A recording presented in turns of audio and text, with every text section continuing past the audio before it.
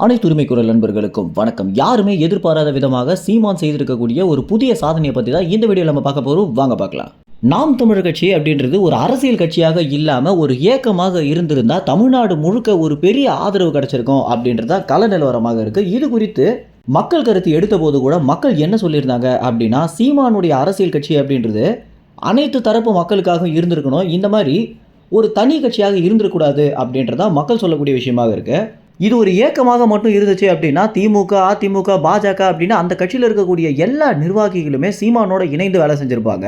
இது ஒரு அரசியல் கட்சியாக மாறிய ஒரே காரணத்தினால தான் இந்த கட்சி போட்டிக்குள்ளே வந்திருக்கு அப்படின்றது தான் மக்கள் நாம் தமிழ் கட்சி குறித்து படக்கூடிய ஒரே கவலையாக இருக்குது அப்படின்னு மக்களே பார்த்தீங்கன்னா நேரடியாக சொல்லியிருக்காங்க. ஏன்னா சீமான் அனைத்து தரப்பு மக்களாலையுமே போற்றப்பட வேண்டிய நபர் அப்படின்னும், இப்போ போட்டிக்குள்ளே வந்த ஒரே காரணத்தினால தான் இந்த கட்சிக்காரங்க அந்த கட்சிக்காரங்க அப்படின்னு சீமானை மாறி மாறி விமர்சிக்க வேண்டியதாக இருக்குது அப்படின்றது மட்டும் இல்லாமல் கடும் தோல்வியை சந்திக்க வேண்டியதாகவும் இருக்குது அப்படின்னு மக்கள் பார்த்தீங்கன்னா நாம் தமிழர் கட்சி குறித்து ரொம்பவே கவலை தெரிவிச்சிருக்காங்க.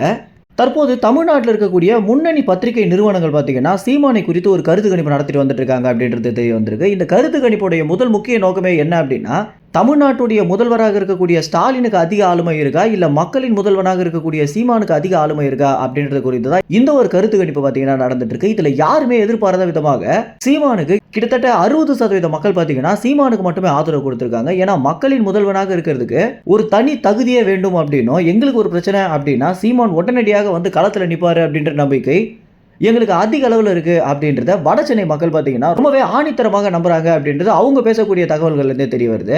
புதிய தலைமுறை, தந்தி தொலைக்காட்சி, நியூஸ் 7, பாலிமர் இது போன்ற எல்லா ஊடகங்களையுமே பார்த்தீங்கன்னா இந்த ஒரு கருத்து கணிப்பு நியூஸ் தான் தற்போது போட்டுட்டு வந்துட்டு இருக்காங்க.